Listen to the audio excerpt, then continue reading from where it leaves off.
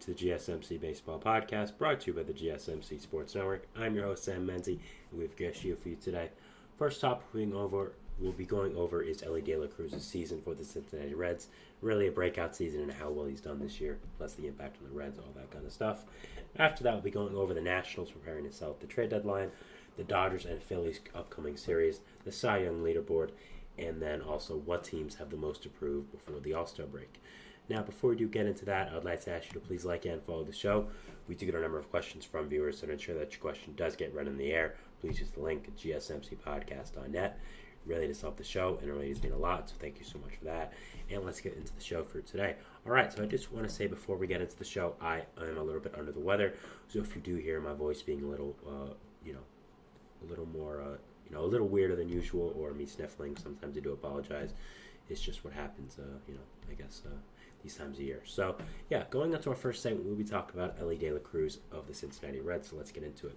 So, coming up last year from AAA, Elly was someone that I and many baseball fans as well have had their eyes on for a long, long time. This is a guy I've known about for a significant amount of time, as a prospect, as an international signee, and we had just heard basically about how much of a athletic freak he was. This is a guy coming up that was always obviously this tall, had this body, had this insane speed, this insane power, this insane hit tool all around, and he was really looked at as just an outlier in baseball. I mean, you have these kind of guys who are tall.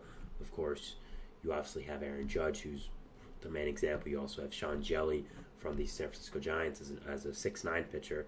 Of course, you have legends of the game like Randy Johnson as well. But seeing a guy like this at shortstop was insane. And the thing was also, he was pretty good at fielding.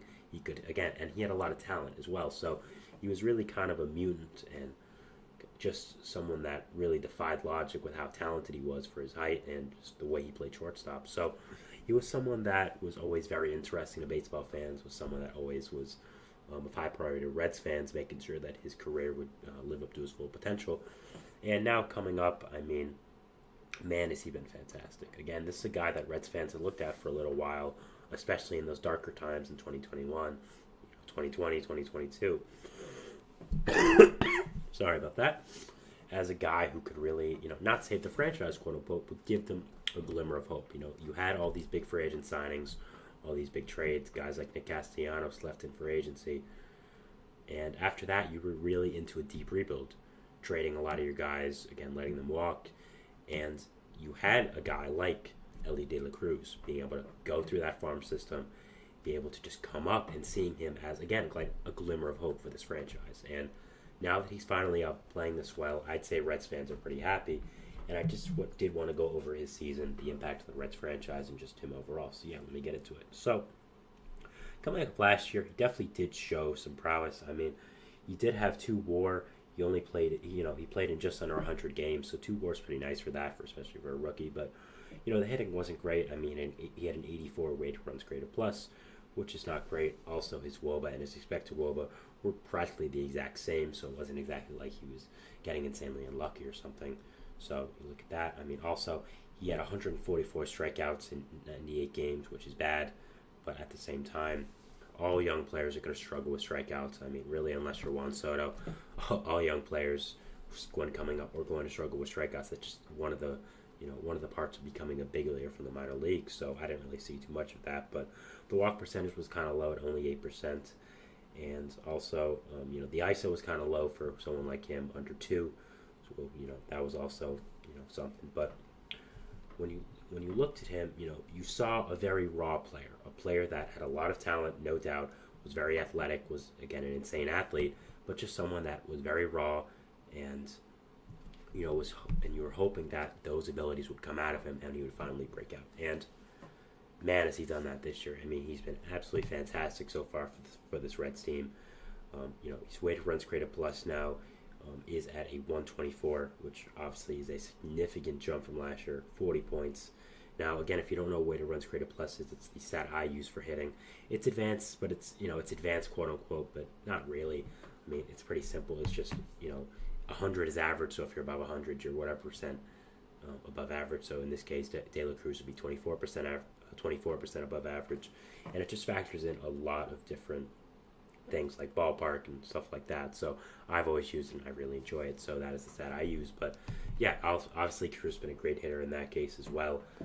You also look at some of the percentages, which are interesting. I mean, the barrel percentage is up 4% from last year, which is obviously good. I mean, even though he did get a cup of coffee in the bigs, he still did get a good amount of time there.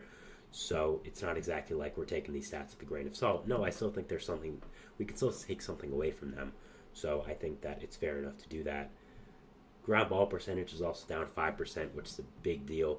I think that was one of really the big concerns with Elly, was that would he lift the ball enough? And at the same time with him, he can hit ground balls. He can get away with it because he is so fast. It's kind of like a Trey Turner kind, where even if you do hit a little bit more ground balls than the regular, you're allowed to really as a hitter because you're so fast that you can beat out ground balls that a lot of people couldn't. So even though his ground ball percentage was a little high, I think that it was okay for the type of player he is. But still, even with it being lower, that's still fantastic. Hard hit percentage is up 3+% as well from last year, which is fantastic. Soft hitting percentage is down from last year as well. You also look at some other stats as well that really show how much he has improved and how much that he really has become a better player. His K percentage is down 6%, which is honestly fantastic. I mean, really, really nice, showing a lot of development from last year. The thing that's crazy, though, is he still leads the league in strikeouts, and his strikeout percentage is down 6%, so that's kind of showing you what kind of player he is. He might be a 3 true outcomes player, but hey, man, look. The thing about De La Cruz is, and I was going to touch on this later, but I think it's a good time to pick it up now. Before I do that, by the way, though, also, walk percentage is up 3%. Again, showing a lot more development. The thing about De La Cruz is, if he hits a single, that single is going to turn into a double, and that double may turn into a triple. Why? Because he can steal bases. The reason I want to talk about De La Cruz today, because I really could have talked about De La Cruz any day with the season he's having, was because he had 45 stolen bases yesterday, which set a Reds franchise record of stolen bases before the All-Star break, which is a significant record, I'd say. I mean, I know stolen bases have become a little bit undervalued in the game these past few years. They've kind of brought it back, but you remember the golden ages of baseball, early 2000s, late 1990s in general, 1980s. Stolen bases were a huge thing, and it wasn't a stat that was taken lightly. So the fact that Elly De La Cruz passed a ton of legends in Ranch franchise history for this record, I mean, is pretty incredible and shows just how well he is at stealing bases. I mean, he has 45 currently.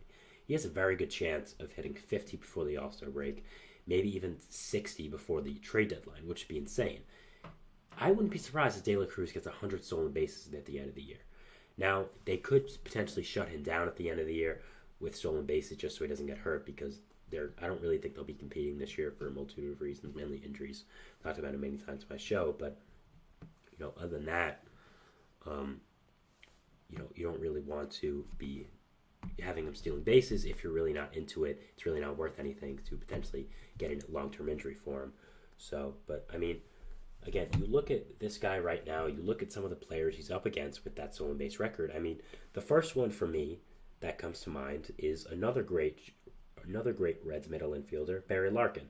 This is a guy who had 51 stolen bases in 1995, was a consistent all-star, was very fast, and Elly De La Cruz is, beating a guy like that who was on this franchise. Pete Rose stole a lot of bases as well, so I think having this record shows how good Elly is at that, and bringing back stolen bases really is such an exciting time for baseball. As a baseball fan, I love it, and I think it just brings so much more to the game. I think it just brings so many exciting elements to it, and again, I'm very excited that it is back. So Elly really has just been an incredible player this year, really has broken out and been so fantastic. And again, I think there are some deficiencies within his game. He strikes out too much, doesn't walk that much, but at the same time, the thing about him is, you may say, okay, what I'm trying to get at is, he's a player that, again, if he hits a single, that turns into a double, and that could potentially turn into a triple. He's so fast, he's so good at stealing, everyone knows he's going to steal, but there's nothing you can do about it. And that's where a lot of his value comes from. So I think he's such a valuable player in that asset that a lot of that won't show up on a stat screen. I can confidently say that as someone who loves advanced statistics. That is very true. And just, man, the impact he has had on this Reds franchise is undeniable. The way they've really just turned the culture around from a few years ago when they were losing a lot has been really, really great. And, yeah, has just done an absolutely fantastic job with this team has given Reds fans a lot of hope for the future. And yeah, if I'm a Reds fan, I'm very excited about where my team can go. And I'm very excited about Elly at the helm of it. And also, overall, in baseball, I think Elly has really become a face of baseball really quickly into his second year as a Redian All-Star. He's already doing promos with the MLB social media accounts, doing the thing about going to the MLB store in Manhattan. So, yeah, a ton of nice things are happening with Elly right now. He's becoming a face of the game. Seems like an amazing guy. Already knows English pretty well that he's doing in interviews. It's pretty incredible for a young guy coming over from Dominican Republic. I mean, I think people really underestimate how hard learning another language is. So whenever a player does it, I mean, I give my hats off to them. It's something that takes a lot of work, and it's, I don't even know a second language, so I give them all the credit in the world for doing that and being a professional athlete. So obviously a very smart guy, again, a face of the game, and yeah, it's just having a great season. Is really helping out this Reds team. I think their future is insanely bright because of him. They're going to get back guys like Matt McLain, Noelvi Marte for a full season, Christian Encarnacion Strand that are really going to help out this team. And I think, as I've said multiple times in the show, the Reds are going to be a team not to mess with within the next few years. And I really do think they're going to be a fantastic team next year. And I think they would have been that team this year if suspensions didn't happen and injuries didn't happen. So, yeah, that is our first segment here for today, talking about Elly De La Cruz and his season for the Cincinnati Reds. We're moving into our second segment here, which is going to be talking about the Nationals and the reports that they are preparing to sell at the deadline. So, yeah, we'll be getting into that, and we'll see you after the break. So, thanks, and bye. I feel like I'm losing my mind. Is everybody in the world blind? Please, Lord, give me a sign, a sign. I feel like I'm losing my mind. Is everybody in the world blind? Please, Lord, give me a sign, a sign. I wanna be the greatest. Everybody on the fake shit. I look around and feel like everybody is the fakest. I make this every day and I'm impatient, hoping one day I blow up from the basement. Statement, the top is so vacant. I don't hear shit that I think is amazing. Waiting for my day when I'm playing sold out shows for 1,000 faces. Hey, give me that crown, get in my way and to be put down. It ain't your place, all this my town. If I want that shit, then I'll get it right now. I'm losing it, the noose it fits. I'm losing shit, a stupid myth. You choose to live or choose to dip. You choose to fight or lose your grip and lose a gift. I feel like I'm losing my mind. Is everybody in the world blind? Please, Lord, give me a sign, a sign. I feel like I'm losing my mind. Is everybody in the world blind? And we're back here on the GSMC Baseball Podcast, bringing you our second segment. But before we do that, I'd like to ask you again to please like and follow the show. We do get a number of questions from viewers, so to ensure that your question does get read in the air, please use the link, gsmcpodcast.net. It really does help the show, and it really does mean a lot, so thank you so much for that. And let's get back into our second segment here today.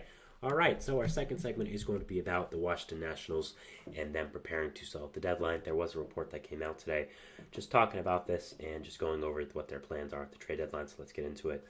Now, the report did say that the Nationals are going to be sellers at this deadline, which is, I think, what most people expected.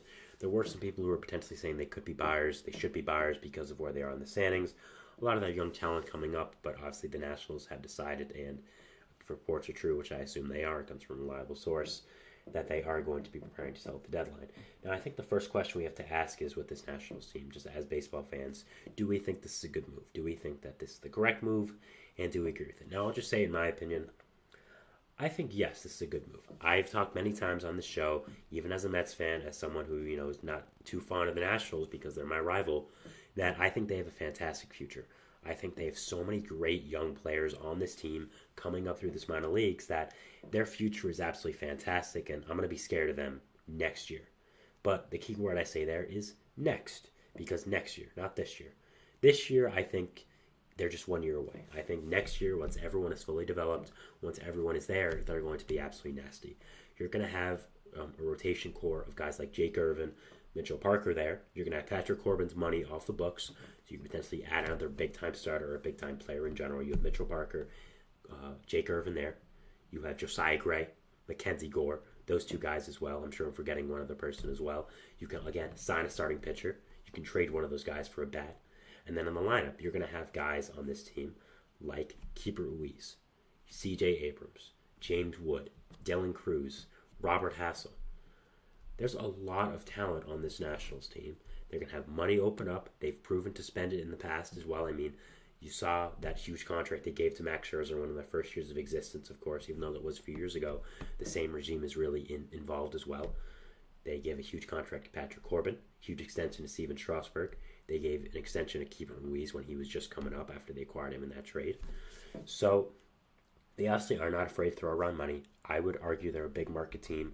I would argue that they have the resources to. Again, I think they have the money to. I think they're honestly a destination that a lot of people would like to go to, being in D.C., a fan base that obviously is well known. They just won a World Series a few years ago in 2019. They have a great young core. They play in a beautiful ballpark, I think in a good location as well in D.C.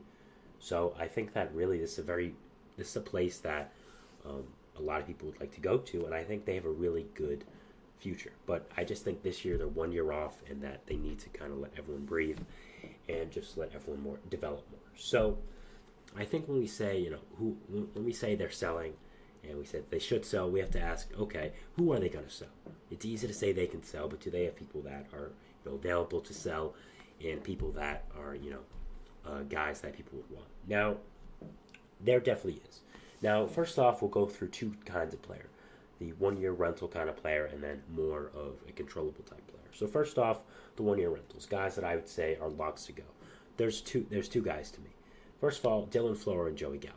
Now, Dylan Floro was a really good pickup by this Nationals team, signed a 1 year contract, and has been a very good reliever for this team.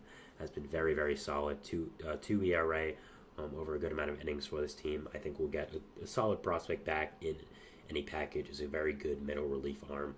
I think that was just a good signing by the Nationals and should get a good package back. So nice job there by them. Then you, of course, have Joey Gallo, who signed a 1 year contract with them in the offseason to kind of just be a utility player all around. Obviously, Gallo has dropped a long ways from his time in Washington, his time in Texas. So obviously, Gallo is not the same player, but I think still brings a lot of value. Can play a good amount of different positions. Has, of course, a lot of just genuine power that he's always going to have. And it's just a good bench bat, is a good depth guy, and I think would be a very valuable asset to a lot of teams. And I think they should get something back for him, maybe a player to name later, but I would say he's also definitely gone. And if he's not, if they don't like anything, I'm sure they'll just DFA him so he can go to whatever team he wants because he's not in the future. Then we have another guy, Jesse Winker, who is actually interesting because Winker also signed a 1 year contract, kind of like Gallo, where he had fallen from being an all-star in his earlier years with the Reds. After two rough seasons with the Mariners and then the Brewers, he had fallen and signed a 1 year contract with the Nationals. Unlike Gallo, though, he's done pretty well. I mean, he's been a really good player for this Nationals team. Been a really nice signing, and they could get a lot back for him if they trade him. I think a lot of teams could use his lefty power bat. He can play first. He can play the outfield, DH, of course. But I think the question is, do the Nationals want to keep him? Do they want to attempt to extend him, re-sign him in the offseason, and make him a part of their core? Do they think that this streak was real? And that's a question they have to ask themselves. And I think if they trade him or they don't, and if they try to extend him, we'll be able to see what way they're going. So that's a question. But I think the two guys that are definitely gone is Floro and Gallo. But then Winker is also a guy I think that has it has potential to be gone, but we're not sure if he will because obviously Winker's had a good season, so they could look to extend him. But then there's two other guys I want to talk about for this Nationals team. That would really be interesting, and I think is a genuinely tough decision for this Nationals team. First off, Kyle Finnegan. Kyle Finnegan has been a very good relief pitcher for this Nationals team. He's been a very good closer, actually one of the best closers in baseball for a little bit now with this Nationals team. Has, over 20 saves. The Nationals don't win many games, but when they do, I'm sure he's part of it. So the question about Finnegan is, do you want to sell him off? Because, he's older. He's like 28, 29. But the thing is, he has 2.5 years left in his contract, and he's proven to be a winning player.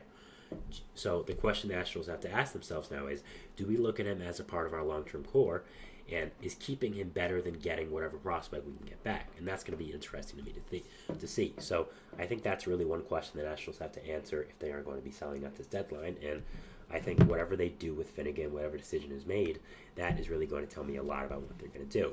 And that kind of adds into another player on their team, like Lane Thomas. Lane Thomas has been a very good outfielder since coming over from St. Louis in a trade a few years ago for John Lester. A very surprising trade. I mean, I don't know why the Nationals ever traded for. I don't know why the Nationals ever traded for John Lester.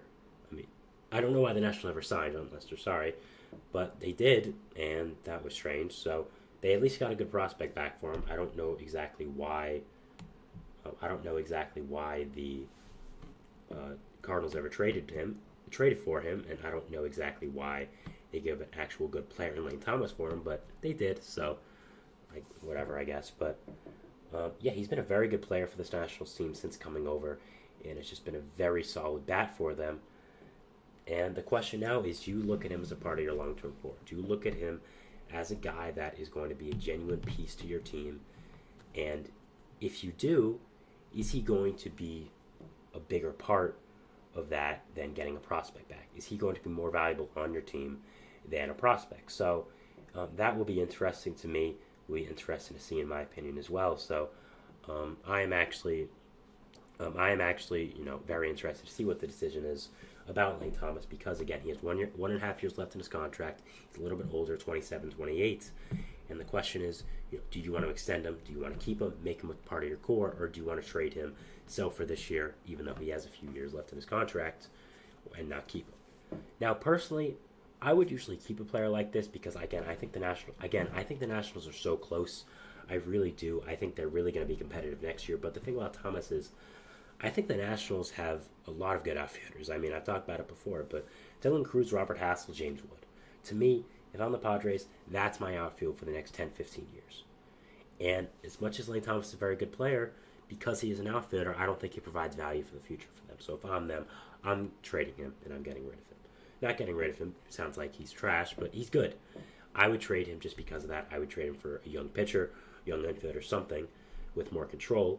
So you can push, obviously, the payment back, which helps you with the cap situations. I'm sure they want to go big on free agents this offseason. So if I'm a Nationals fan, that's really what I'm doing. And it's not because of Lane Thomas because he's bad. No, it's just because of what your future outlook looks like with guys like James Wood, like Robert Hassel, like De La Cruz coming up through the pipeline rather quickly. I mean, James Wood is already here. So, if I'm a Nationals fan, overall, I'm very excited for my future. I'm very excited for my team, and I think these decisions at the deadline are going to be very interesting to make, what their future looks like. But I think it's a good decision right now to sell. Again, I think you're really 1 year away. I think within a year it'll be very good, but we'll have to end up seeing what does happen with them next year and what happens with them the rest of the year. So for this year. So that is my second segment here, talking about the Washington Nationals and their trade deadline. Moving into our third segment here, which is going to be talking about the Dodgers and Phillies, a little bit of a series preview for them. So we'll be going over that, and we'll be talking about it after the break. So thank you, and hold on. Thank you, and bye, and see you then. So thanks. Looking for your daily fix of sports talk without having to pay for it? GSMC Sports Network is available on YouTube. Just search GSMC Sports Network. Get your fix of daily sports talk shows on YouTube, absolutely free. NFL, college football, NBA, MLB, MMA, UFC, fantasy football, and so much more.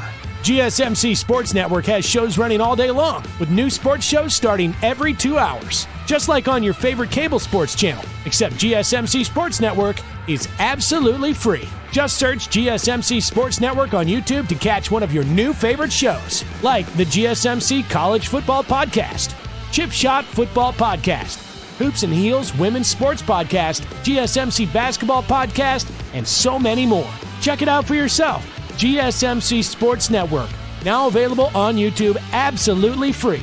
Search GSMC Sports Network on YouTube right now.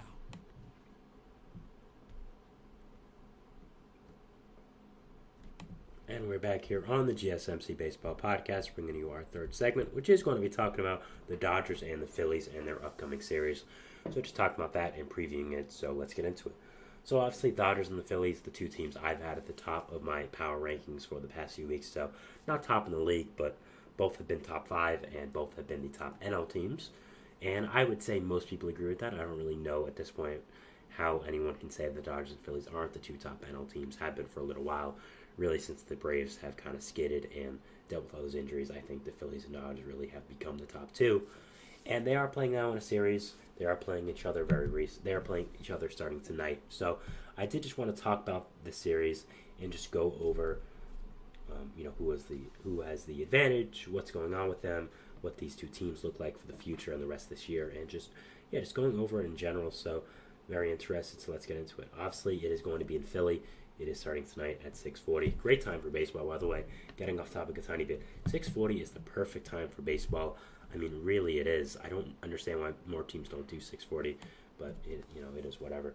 But anyways, so obviously, in my opinion, two best NL teams facing each other off should be very, very interesting. A potential NLCS preview. I think a lot of people would say yes, that this is going to be on the NLCS, but we'll have to see. So first, for the Phillies, they already have an advantage. Harper and Schwarber are returning. They have both been activated off the 10-day injured list.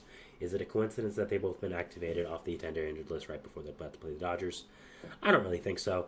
I think this was pretty much planned by the Phillies, that they, even if they were healthy, they wouldn't be off the injured list. So, yeah, will be interesting to see about that. We'll be interested to see now if Bryce Harper does play in the All-Star game coming off that injury.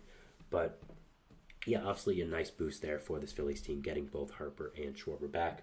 Obviously two of the better bats in this entire lineup, probably the two best. So that's nice for them. So starting off this series, today we have Zach Wheeler versus Bobby Miller, which should be an interesting game. Now, I would obviously say that the Phillies have the advantage here. Bobby Miller is a very solid young pitcher, a guy I have a lot of hopes for in the future, but has been injured a lot of this year, hasn't really been able to put it together when he is healthy. So playing Zach Wheeler, I think the Phillies have the obvious advantage at this point.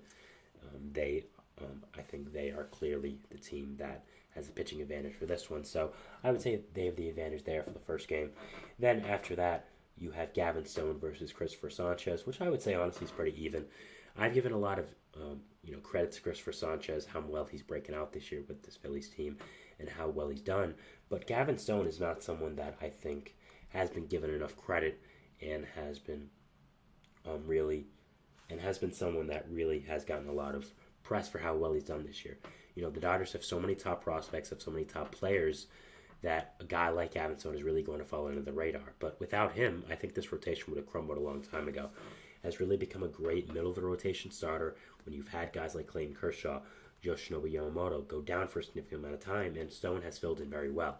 Was a former top prospect with them who, while he didn't do great in the major leagues, I don't really think he ever got a chance, fully, because of how many good players were on this Dodgers team. And now being able to get a chance to really start and contribute to this team, he's done a fantastic job. And he's really become a great middle-of-the-rotation starter for this Dodgers team, and has been a very good player for them. Now, I would say this is pretty even with Sanchez and Stone. I think both are pretty good middle-of-the-rotation arms. Both guys, when the teams are fully healthy, are more 4 or 5s, which just shows how great their rotation depth is. I mean, Stone, again, has made 16 starts this year, has a 3 ERA, 92 innings, has been great, K per 9 of 7. This is a guy who's been a very good starter, 25 years old, finally becoming the guy I think the Dodgers really expected. So that's a nice guy right there. So that should be a very interesting pitching matchup. Two guys who finally broken out after a little bit of time in the major league, Christopher Sanchez and Bobby Miller. So I would give both the tie there. I said Bobby Miller. I meant Gavin Stone, obviously. Sorry. And then the last game we have is the Dodgers have TBD listed in Aaron Nola. TBD obviously is to be determined. I was going to make some joke about it, but I decided at the last second not to. Obviously, the Phillies had the advantage there. The Dodgers have a lot of pitching injuries right now, and I think really just 6 games before this All-Star break, they're trying to just coast through it and relying on their offense. So obviously the Phillies had the advantage there of knowing that they're going to have Aaron Nola, one of the better pitchers in baseball, pitch. So obviously right now the Phillies have the advantage, I would say, in the pitching rotation. Also, in the pitching department, I would also say for the lineup right now, they probably do have the advantage. They just got Harper and Schwarber back while the Dodgers lost Mookie a little while ago. So I would again say that I think right now the Phillies have the better team. I think right now, again, the best team in the National League. So I do think the Phillies have the advantage, going all that going for them. Playing in Philly, again, I think they have the better team. But overall, I'm very interested to see what this matchup looks like, who takes home the series win. And I really do think it is a big series for both these teams. I think the Phillies are trying to prove to everyone that they are legit and that they are a team to really be messed with, because we're really not used to them being this good in the regular season. Now, they've made the NLCS 2 years in a row, made the World Series a year ago, and even with that, we don't really ever expect them to be this good in the regular season. We kind of look at them as a postseason team. And the way they've been able to really play this regular season, play this well, has really been fantastic. And yeah, it's just been really, really great. So props to them. And I think if they do end up winning the series, getting the 2 out of 3, obviously sweeping 3 out of 3, I think that would really have people like, okay, this Phillies team is really great. Obviously, we know they're great already, but I think it would really prove to a lot of people that, okay, they're not a team to mess with.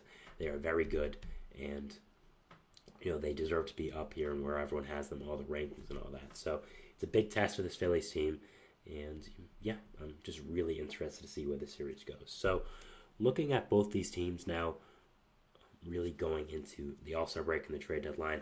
For the Phillies, again, I think they're the best team in the NL. I don't really think they have many big needs, but if they do have one, I've said it before, I think they need a center fielder.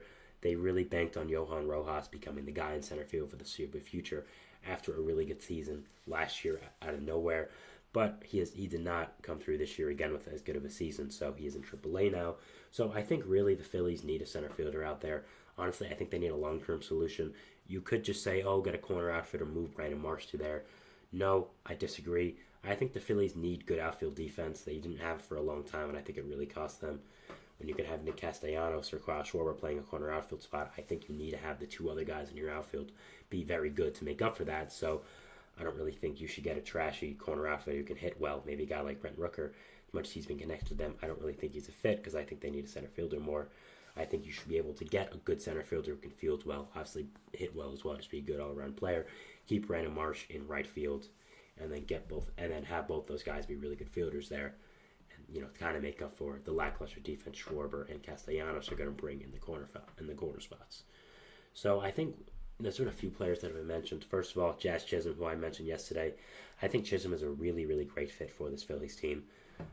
Obviously, he's in the best defender in center field, so I'm kind of I'm blanking on the word. I'm kind of being a hypocrite. There we go. I'm kind of being a hypocrite.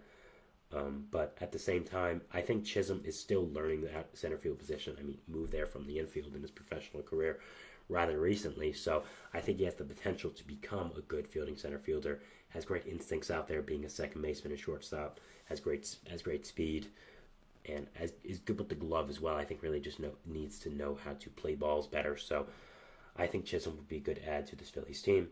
Also, Cody Bellinger, if the Cubs really do want to fully sell, I think Belly can become a really good fit for this Phillies team. You could sign him to a long-term contract, would be a nice lefty bat in that stadium, would add into the middle of that order with guys like Harper, like Schwarber, like Castellanos, like JT Realmuto, like Bryson Stott, like Alec Bohm, like Trey Turner. I think that would just become a fantastic offense. And if you're a team facing the Phillies, you're going to have to go through a lineup that consists of JT Realmuto, Bryce Harper, Bryson Stott, Trey Turner, Alec Bohm, Nick Castellanos, Cody Bellinger, Brandon Marsh, and then Kyle Schwarber. And where's the out there? Where's the part where you can say, okay, this guy's up, you can relax? Maybe Bryson Stott. I mean, maybe Brandon Marsh, maybe Nick Castellanos, but even those guys are so good. I mean, Nick Castellanos, we know of his pedigree. Bryson Stott isn't that bad. Marsh isn't that bad. So that'd be an insane lineup to face. So I'm very interested to see what they do about that. Going with the Dodgers now, I think the Dodgers really just need some pitchers. We've been connected to Garrett Crochet a lot. I think they could use him. Also, with the Dodgers, they've been connected to center fielders, which I also think it could be true. They really looked kind of like the Phillies as their future center fielder coming up last year with James Outman for the Dodgers. Obviously, Johan Rojas with the Phillies. But Outman is now in AAA, like the Phillies had to do with Rojas. So I think the Dodgers could look for a long-term answer at center field. They really have given up on James Outman. I think Jazz could be a potential fit there, even with all the negative stuff he said about Miguel Rojas. So I don't really know if that would fit, but baseball-wise, I think it could.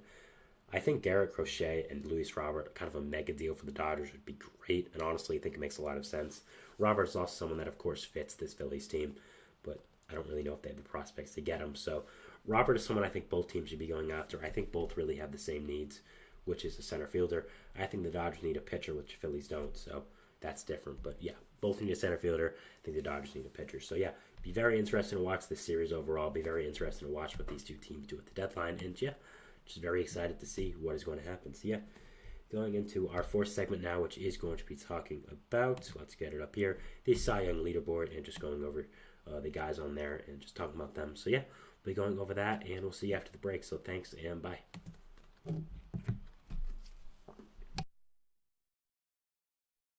For the best and latest podcasts available anywhere, go to the podcast app on your cell phone and type in GSMC to access free content-rich podcasts on health and wellness, book reviews, sports, entertainment, relationships, social media, movies, technology, finance, and even weird news. Subscribe and download the GSMC Podcast Network's family of shows, available everywhere podcasts are found.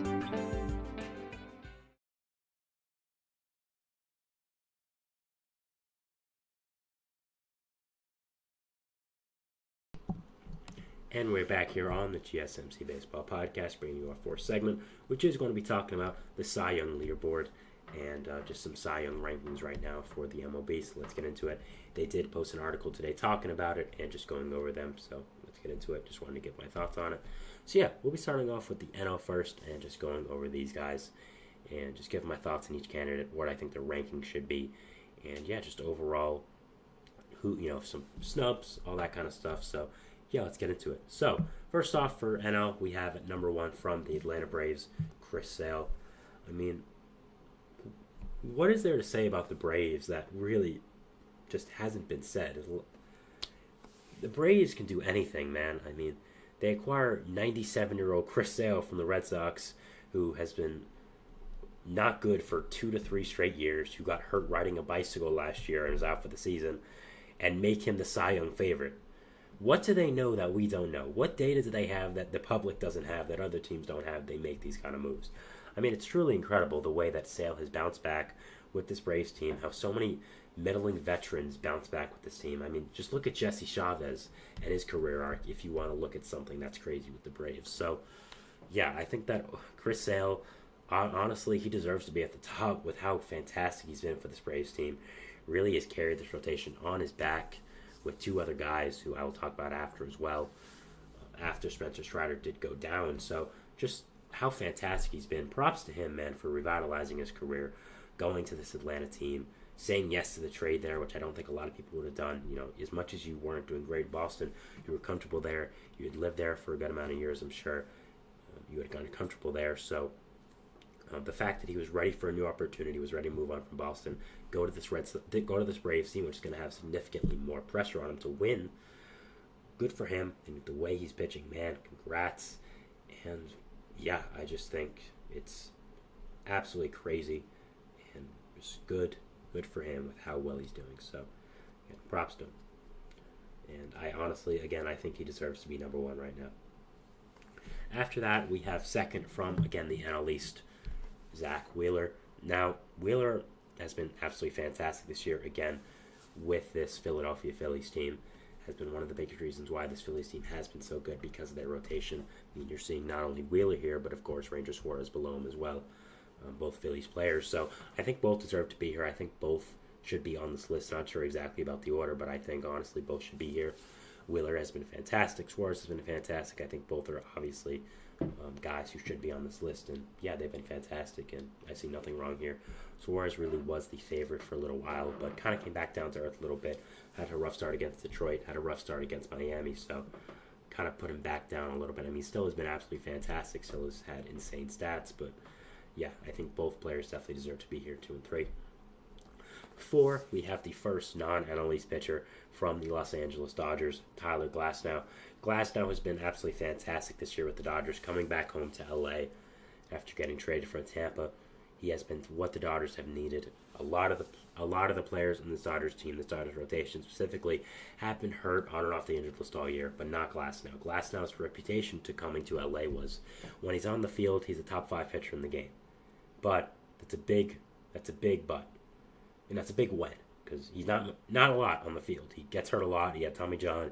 He has numerous setbacks with his rehab. He has a lot of arm injuries, and the Dodgers took a chance on him, brought him back to LA, put him in the middle of this put him in the middle of the championship contending team with superstars like Shohei Ohtani, Mookie Betts, and said, "Here, you're our ace now. Go get him, kid." Put him in a rotation with guys like Clayton Kershaw, Yoshinobu Yamamoto, and man, has he done fantastic. Has had an incredible season with this Dodgers team. Definitely deserves to be here. Great storyline for him, and great job. And finally, his NL West rival, direct rival, also from California, from San Francisco Giants, Logan Webb. Yeah, Logan Webb is always going to be a consistent presence in this list for as long as he's really in the prime of his career. Just a fantastic pitcher. One of the best ground ball inducing pitchers I've seen in a long, long time. Just a master at that. So good. I had the chance to watch him last year throw a complete game shutout in San Francisco when I did go to their ballpark, and man, was he amazing.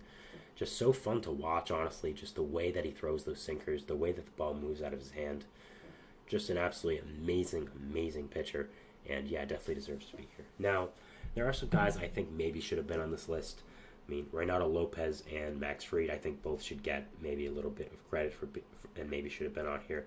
Also, I would have Paul Skeens on here. I think I want to make it clear that all these 5 guys are deserving, but I think Skeens should be on here, and I think that Skeens should be higher on this list. I think Skeens really is a Cy Young favorite right now.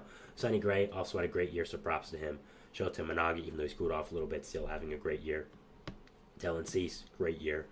So I think those are some guys that deserve credit, but if I was doing this list, honestly, I'd probably go Sale, I'd go Wheeler, I'd go Skeens, I'd go Suarez, then I'd go Glasnow. Logan Webb, as I said, is having an amazing season, but at the same time, I just think Skeens is better. And also, Reynaldo Lopez, I don't really know why he's not on here. I didn't put him on here in my own list when I just said, which I do regret. Actually, I'm just going to go over that again. So I'm going to go Sale, I'm going to go Wheeler, I'm going to go Skeens, I'm going to go Suarez, and then I'm going to go Lopez. Again, no real disrespect to Glasnow and Webb, but I just don't understand how Lopez isn't on here with the ERA he's had. I understand that you're probably thinking he's going to regress, but I don't know. I think he really should be on here at this point. So, yeah, I think that Lopez should be on here with the fantastic season he's having. But really, these 7 guys are really deserving. The guys I mentioned as well, also, who aren't on the list, are also deserving. So, yeah, just a lot of great talent in the NL right now for pitching, and they've done a really great job. Moving into the American League now, we are going to start off with number 1 from the Detroit Tigers, Tarik Skubal. Yeah, Skubal's been absolutely fantastic. To me, is the clear Cy Young favorite right now. This Tigers team stinks, but Skubal's not the reason that they do.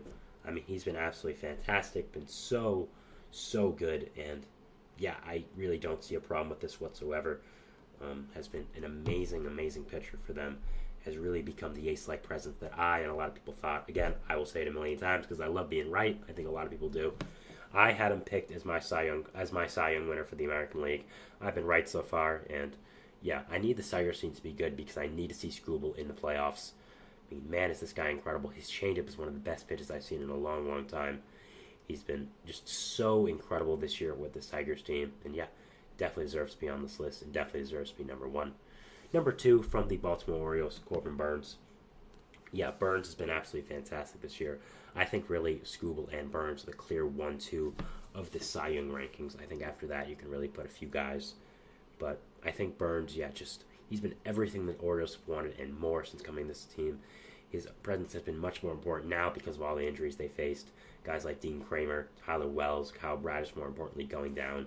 The way that he's been able to just stay calm, be such a presence in this Orioles rotation, be so good as he has been. It's just been truly incredible, and props to him with how well he's done, and just been absolutely so good with this Orioles team. Yeah, definitely deserves to be on this list. Definitely deserves to be number 2.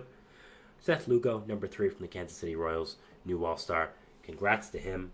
I mean, also, again, amazing story watching him as a Mets fan a few years ago as a reliever.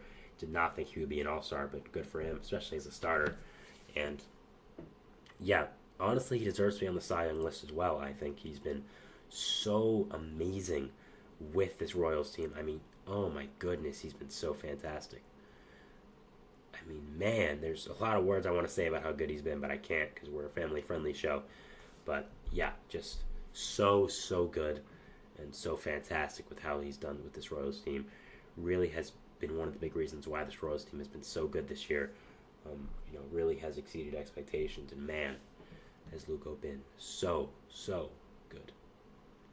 It definitely deserves to be the top 3 here. Number 4, we have from the Chicago White Sox, for now at least, Garrett Crochet. Obviously, Garrett Crochet, we know his story by now, changed from reliever to a starter, has been absolutely fantastic this year, leads the league in strikeouts right now, is so good. I really don't know what to say about him that hasn't been said. He's fantastic, deserves to be on this list. What a turnaround for his career. Definitely deserves it. I like him here at number 4. And at number 5, we have Logan Gilbert from the Seattle Mariners. Logan Gilbert has been absolutely fantastic. Finally breaking out that Mariners fans expected him to as a top pitching prospect. Adds into that amazing pitching core with him, Brian Wu, Emerson Hancock, Luis Castillo. All the talent they have on this Mariners team is so phenomenal and just amazing. And yeah, man oh man, just this team is fantastic, and Gilbert's been amazing and really adds into a aces tandem with Luis Castillo, who I was also going to mention as a guy who potentially could find themselves on this list. I want to make it clear that also this is the top 5 I would have. I would have it as this exact top 5 as well. I think this is very good, and I think this is really what it should be at this point. But, some guys I want to shout out for how great of a season they're having. Cole Reagans of the Royals, Lugo's teammate. He's been fantastic this year. Tanner Houck, new All-Star, announced last night. He's been absolutely fantastic. Another guy that should get some credit for how well he's done, even though he couldn't make it on this list. Jack Flaherty, what a great signing that's been for this Tigers team. Gilbert and Castillo's teammate, George Kirby, another one. Fantastic. Joe Ryan had a great season as well with the Twins, but there can only be 5 for right now, and I would agree with this 5. I think that's really the best list. Yeah, that is our 4th and final segment here. 4th segment, going over the Cy Young leaderboard, not final. Moving into our 5th segment, our 5th and final segment here, which is going to be talking about teams who need to prove themselves before the All-Star break. Kind of a lengthy title line now. I can really figure out a way to shorten it, but we'll be explaining it more after the break. So yeah, we'll be seeing you after the 4th and final break, and thanks and bye.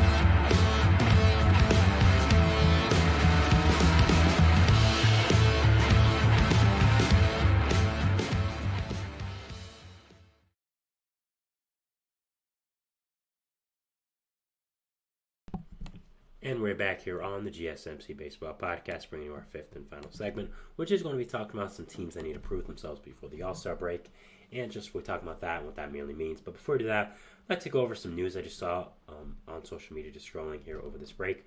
It's apparently come up that Rafael Devers is going to be skipping the All-Star game due to some shoulder soreness, according to Alec Cora. So obviously we'll be needing to find a replacement for him, so I just wanted to mention that.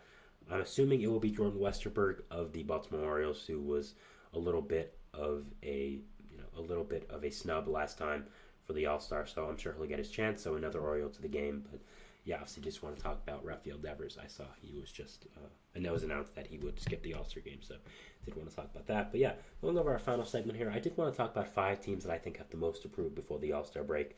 Obviously there are 6 games before the break. I'm not sure when I'll post this, but at the time I'm recording, 4:30 in the afternoon. There are 6 games before the All-Star break. There might be 5 when I end up putting this on YouTube. But yeah, I think these 5 teams really have the most to prove before the All-Star break, because I really think the All-Star break is when teams really start honing in their trade deadline strategy, not finalizing it, but really getting a full idea of what they're going to do. And I think these teams need to prove to their front office that they're going to buy or sell. So yeah, the first team I wanted to talk about was the Tampa Bay Rays.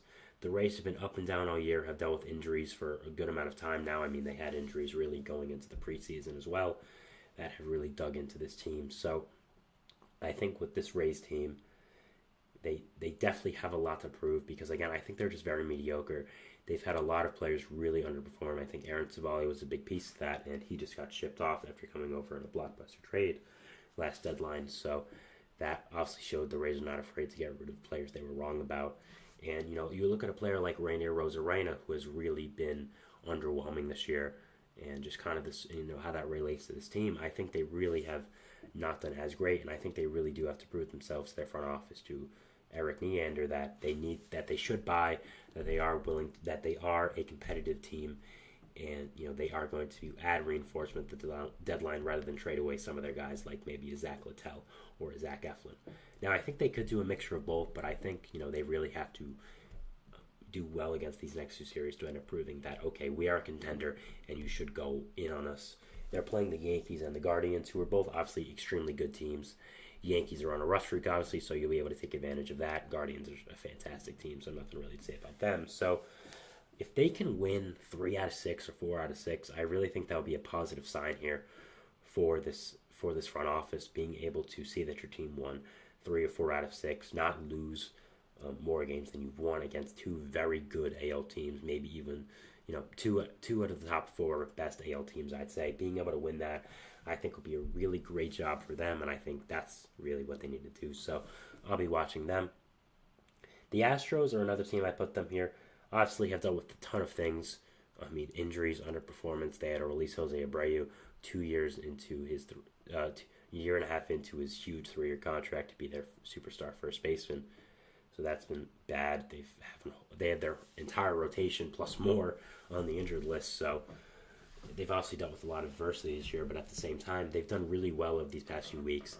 They've been a really good team, and they're playing the Marlins and the Rangers upcoming. These next 6 games, both teams are bad, and I think I think they can really win 5 out of 6, and I think if they do, that'll make this Astros front office want to go in fully on this team. Now, I think they were always going to buy because Jim Crane really does not want to ever have a selling team, but if they win a lot of these games, I think you could maybe look to go fully all in on maybe a guy like Jack Flaherty or a Garrett Crochet, even if you want to go fully. So it will be interesting to see what they do end up doing and who they end up trading for at this deadline, whether it's going to be a full all-in guy, a less all-in guy, someone like a Tyler Anderson maybe who's, adding, but not as much sacrificing your future if you were going to add a Jack Flaherty or a Garrett Crochet. So will be interesting to see what this Astros team does, and yeah, definitely interesting to see what their deadline motive is going to be after facing this Marlins and Rangers team, and just what the future is going to look like for them.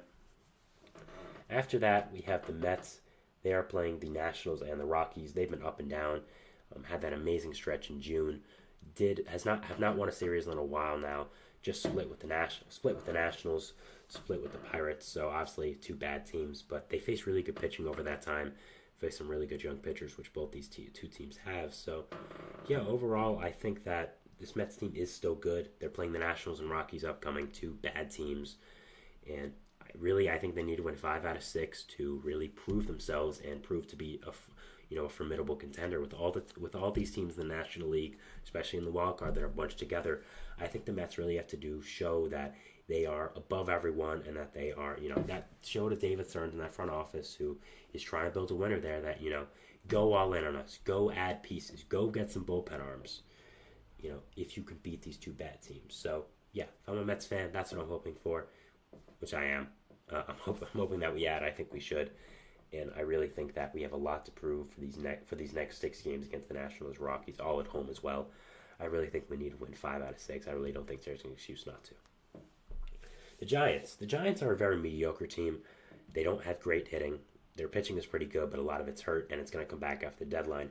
You're getting guys like Alex Cobb, Blake Snell, Robbie Ray back, which is a good amount of talent, but will you be able to sustain that talent till the trade deadline? What I mean is, will you be able to keep your team afloat until those guys come back? And I'm just not sure you'll be able to. And they're playing the Twins and Blue Jays coming up. The Twins are a good team. The Blue Jays aren't. I think you really need to win 4 out of 6 against these teams to be able to show yourself that you should buy and that this team is competitive. And I think really overall, this is a team that should end up becoming really good, and being able to add at this deadline and just overall becoming a team that really should be able to add and not subtract. I think this offense is very mediocre, but maybe adding a piece or two would make it better. And getting this rotation back, getting guys in this rotation back, adding already what you have to Jordan Hicks, Kyle Harrison, Logan Webb would be a really good thing, and will be a very interesting team to watch at this deadline. Finally, the Pirates, they just split a series with the Mets in PNC. So that was really nice with them. So they're playing the Brewers and White Sox coming up. Brewers are very good. White Sox are awful. I think if they win 3 or 4 out of 6, they could potentially look to add. I mean, again, I've talked about them a lot, but this is not a team I want to face in the playoffs, this Pirates team. They have an amazing top 3 of Keller, Jones, and Skeens that nobody wants to play. If you add some young bats in this lineup, one guy I talked about yesterday is Jazz Chisholm, who I think could make a lot of sense. If you add in a young bat to this lineup, 1 or 2, I think this Pirates team could really be scary. If they find a way to sneak into the playoffs, I don't want to face them. I don't think anyone does because of that top 3.